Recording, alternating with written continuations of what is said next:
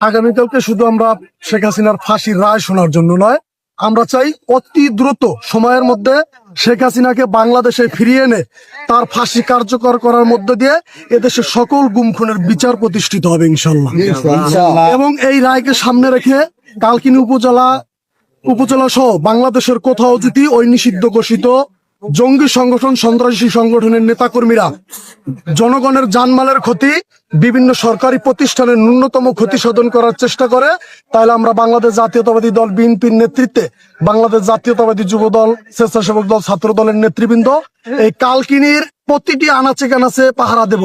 আমরা আজকে সন্ধ্যা থেকে মোটরসাইকেল শোডাউনের মাধ্যমে বিভিন্ন সরকারি প্রতিষ্ঠানের নিরাপত্তা নিশ্চিত করার চেষ্টা করছি।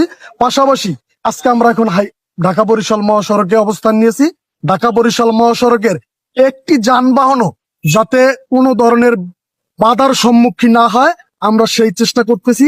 আমরা আমাদের কালকিনি উপজেলার আওতাধীন যতটুকু জায়গা রয়েছে ততটুকু জায়গার মধ্যে আমরা মোটরসাইকেল শোডাউন করে পুরো জায়গার নিরাপত্তা নিশ্চিত করব। আমাদের সাথে প্রশাসনের কর্মকর্তারা রয়েছেন, আমরা তাদেরকে সহযোগিতা করতেছি। আমরা কোনো ধরনের নৈরাজ্য কালকিনি উপজেলার কোনো জায়গায় হতে দেব না, এটাই হচ্ছে আমাদের কথা।